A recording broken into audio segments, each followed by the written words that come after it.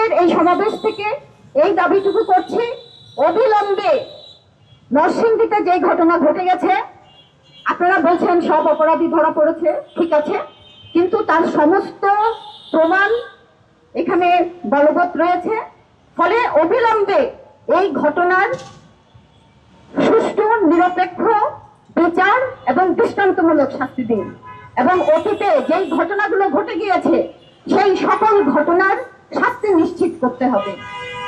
আজকের এই প্রতিবাদ সমাবেশ থেকে আমরা দাবি করছি, অবিলম্বে এই আসামিদেরকে শুধু দ্রুত গ্রেপ্তার নয়, তাদেরকেও দ্রুততম সময়ের মধ্যে তাদের কঠিন থেকে কঠিন করে বিচার নিশ্চিত করা দরকার। কারণ আমাদের দেশে এমনিতে যে একটা ঝোঁক আসে যে বিচার হবে, আন্দোলন হয়, লড়াই হয়, কিন্তু সার্বিকভাবে আমরা যখন পরিস্থিতি পর্যবেক্ষণ করি এমন কারাগারে সুস্থ বিচার হয় না।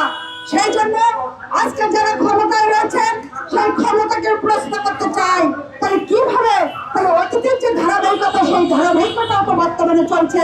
সেই জন্য বাংলাদেশ নারী মুক্তি কেন্দ্র এর তীব্র নিন্দা এবং প্রতিবাদ জানায়, অবিলম্বে এই আসামিদেরকে গ্রেপ্তার করতে হবে।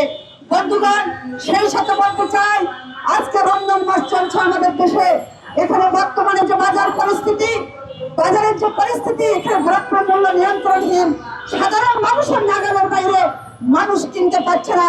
আর একদিকে বেকারত্ব, আর একদিকে দুর্নীতি। আপনারা দেখেন কিভাবে আজকে আমাদের এই সমাজ ব্যবস্থায় মাদক এবং তার সাথে জুয়া যুক্ত হয়ে গেছে। অনলাইন জুয়া এবং মাদকে আমাদের পরিবারগুলো সর্বসম্মা হচ্ছে। কারণ আমাদের আর এই তরুণ যুবক বৃদ্ধা বলে কোনো কথা নাই, প্রত্যেকে আজকে মাদকে আসক্ত হচ্ছে। এবং যারা মাদকে আসক্ত, প্রশাসন শুধু তাদেরকে ধরে নিয়ে গিয়ে এটা দেখায়, মানুষকে, জনগণকে আশ্বাস করায় তারা মাদকের বিরুদ্ধে জিরো টলারেন্স ঘোষণা করেছে। বাস্তবে নয়, মাদক কোথা থেকে আসে সেখানে আপনারা রেট দেন, সেখানে আপনারা তাদেরকে ধরুন, তারা মাদক ব্যবসার সঙ্গে যুক্ত। মাদক কিভাবে ওই বিজিবির বর্ডার পার হয়ে বাংলাদেশে ঢুকে, সেই জায়গাগুলোতে আপনাদেরকে হস্তক্ষেপ। আপনাদের কাছে আমাদের একটা আবেদন আছে। বাংলাদেশ নারী মুক্তি কেন্দ্র সব সময় সারা দেশে সংগঠিত নারীদের উপরে যে নির্যাতন নিপীড়ন হয় তার বিরুদ্ধে আন্দোলন সংগ্রাম গড়ে তোলবার চেষ্টা করে, তার প্রতিবাদে সংগঠিত হয় এবং এই অপরাধীদের দৃষ্টান্তমূলক শাস্তির দাবিতে রাস্তায় নামে। আমি আমাদের যে ভাইয়েরা আছে এখানে, তাদের কাছে আবেদন রাখতে চাই, এখানে আপনারা কেউ আমাদের পিতা আছেন, কেউ আমাদের ভাই, কেউ আমাদের বন্ধু। একবার ভাবেন, আপনার সন্তান যদি আজকে এই পরিস্থিতির মধ্যে পড়তো, আজকে আপনি এখানে দাঁড়িয়ে থাকতে পারতেন না। আপনি এক একটা পরিবারকে ভাবুন, সারা দেশে যে পরিমাণ নারীর উপর নিপীড়ন নির্যাতন হচ্ছে, অপমান, শ্লীলতাহানি, এবং যারা আন্দোলন সংগ্রাম করে তাদের বিরুদ্ধে যে কুৎসা রচনা করা হয়, এগুলোর বিরুদ্ধে আপনি যদি লড়াই না করেন, এগুলোর বিরুদ্ধে আপনি যদি না দাঁড়ান, তাহলে আপনার মনুষ্যত্ব টিকবে না। আপনার মনুষ্যত্ব, আপনি যে মানুষ, আপনি যে প্রাণী নয়, আপনি যে গরু, ছাগল, হাঁস, মুরগি নয়, আপনি যে মানুষ, আপনার সেই প্রমাণটা রাখতে হবে। আজকে আপনি দেখেন সারা দেশে এই যে গণঅভ্যুত্থানের পরে যেইভাবে করে নৃশংস কাণ্ড কারখানাগুলো ঘটেছিল, মানুষ ভেবেছে রাষ্ট্রে এখন কোনো মানুষ নাই, দেখভাল করার কর্তৃপক্ষ নাই, ফলে ভোটের পরে নির্বাচিত সরকার আসলে তারা দেশের মানুষের নিরাপত্তা দিবে।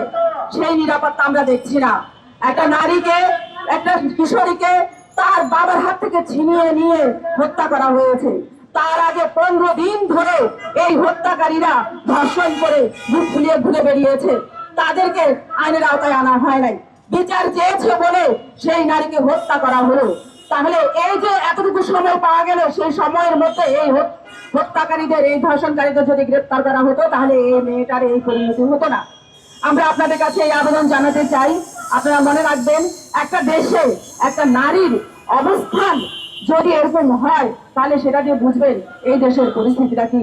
নিজেদের সন্তানদের বাঁচান, নিজেদের বোনদের বাঁচান, এবং নিজেদেরকে রক্ষা করুন, নিজেদের মনুষ্যকে রক্ষা করুন।